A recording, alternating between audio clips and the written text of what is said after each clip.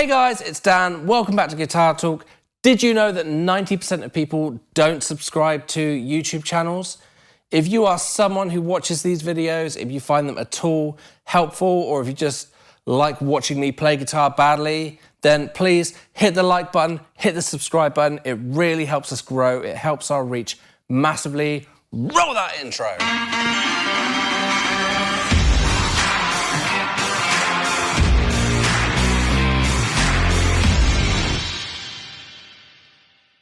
Hey everyone, welcome back. Today we are looking at the 30th anniversary Boss Metal Zone MT2 distortion pedal.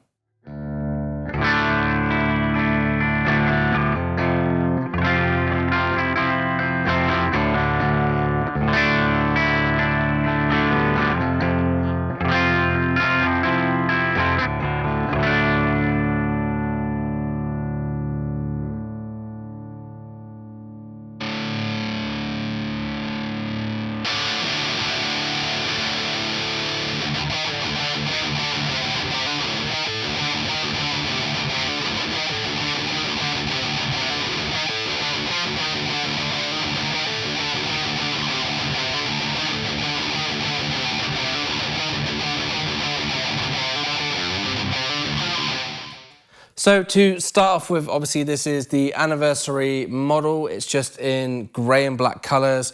As far as I'm aware, that's the only thing special about it. It's just limited edition finish. So yeah, this is just going to be another Metal Zone review video. We had one here. I've never actually plugged one in. I've never played one. So I couldn't resist.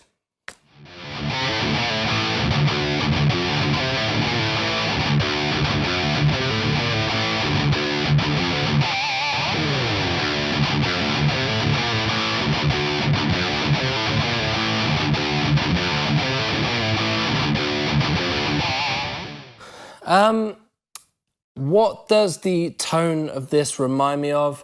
I mean, there is a massive, massive sweep of sounds that you can get just by moving the dials.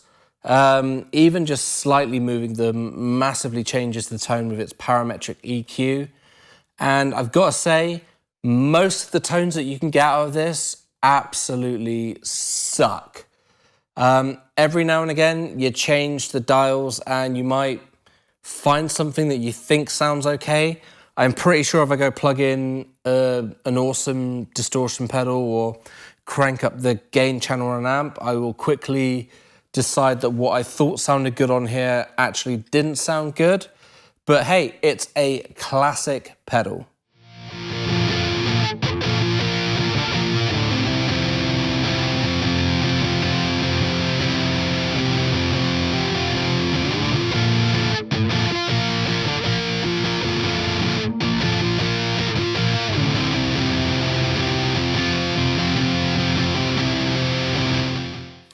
So in terms of features on this pedal, what have we got? I mean, obviously Boss pedal, so you got your big standard pad there to activate the switch underneath to turn the pedal on and off.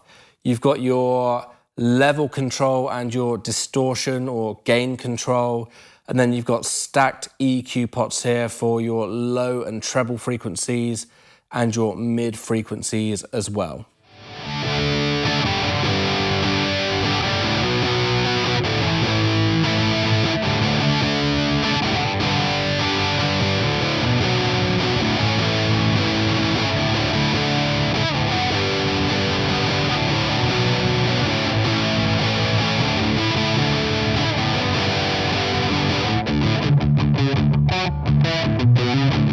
So in terms of build quality, you know, Boss pedals, the design has stayed the same for decades, and there's a reason for it. These things are built like a tank. They are durable and they're really reliable. The only thing with this particular pedal I'd say to look out for is that the pots all sit above the actual pedal, the switch, and the little stacked pots sit a little bit higher than the volume and the gain controls. So if you've got this on a pedal board and the pedal board takes an impact anywhere, then it's these little stack pots that are going to get the main brunt of the impact. And being little stacked pots, I would imagine they're not going to be as sturdy as the rest of the stuff. So that's just something to look out for. Other than that, this thing is built like a tank.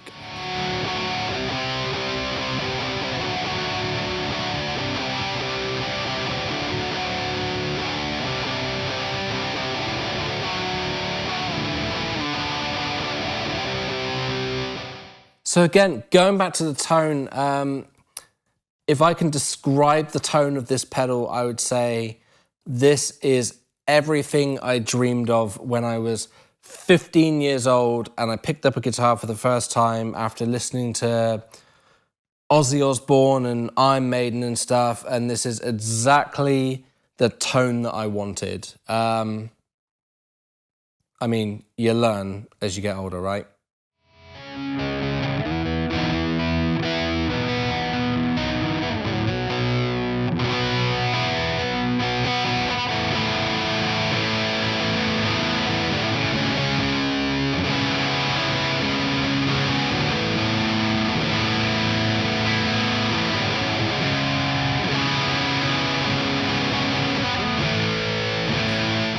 Does this pedal have any uses? I mean, if this was the only distortion pedal on your board, you've got to dial it in really carefully and make sure that you don't accidentally move one of these. Otherwise, it's just going to completely ruin your tone if you can get a good tone out of it.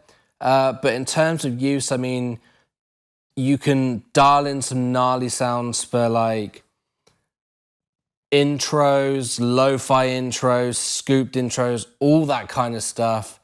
You know, it does have a use, but as a main distortion pedal on a board, to me, this just is not the one.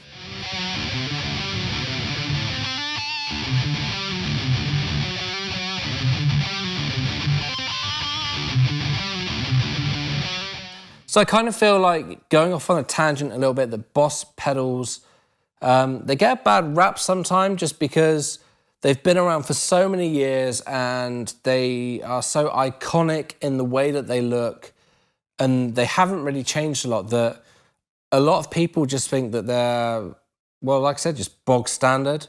But there's nothing wrong with that. A good Boss pedal is a good Boss pedal. They are industry standard, and absolute legends used these pedals. Not necessarily the Metal Zone, but, you know, I think Prince, his pedal board was just filled with Boss pedals. Joe Satriani used the DS1 for ages.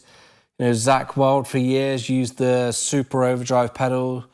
Just Boss pedals in general, yes, they are standard, but they are industry standard, and there is a reason for that. They are really awesome pedals.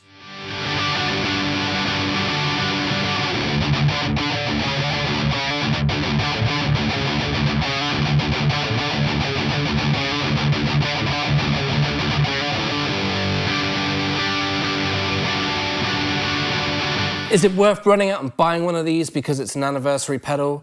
I mean, these ones are made in Malaysia. I know the Japanese ones have become more collectible over the years. Do the Japanese ones sound any better than the Malaysian ones or Chinese ones or wherever they're made?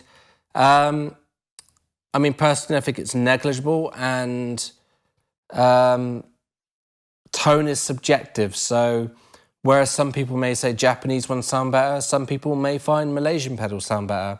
It's all up to you guys.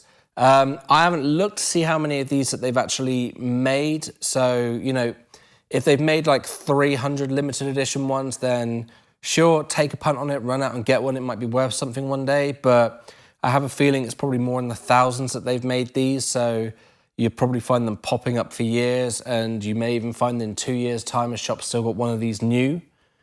But hey, if you want to go out and get one, then get one.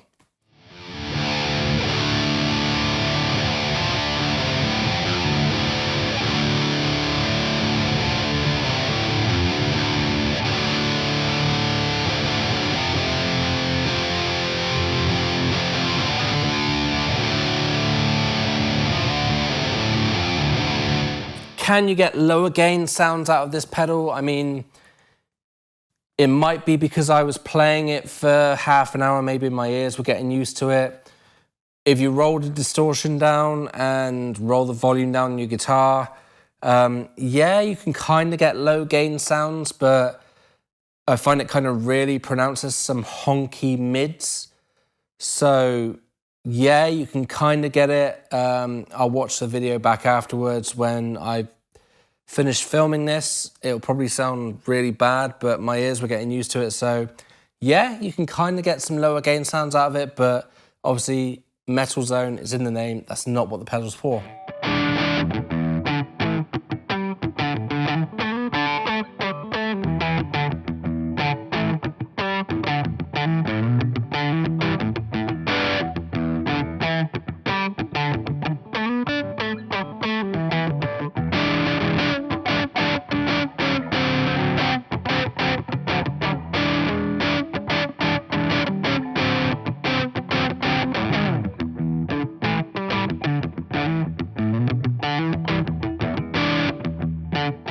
I mean, one big plus of this pedal is I have never found it so easy to do a pinch harmonic in my life.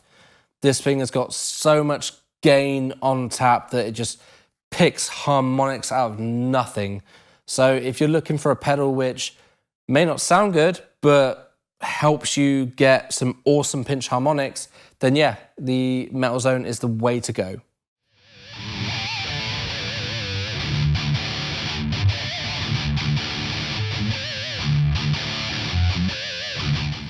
Is it a flexible pedal? I mean, as I said, you can kind of get lower gain sounds out of it, but I would say that the problem with the Metal Zone is maybe it's too flexible. And that's the problem, is that there's a lot of bad tones in this and only a few okay tones. If they could narrow the sounds down somehow so that you could just access maybe the good tones and miss all of the nastiness of this pedal, then I would imagine it would be a lot more popular. But I mean, there's a reason that when you watch people's rig rundowns that you don't see this on a lot of metal players' boards.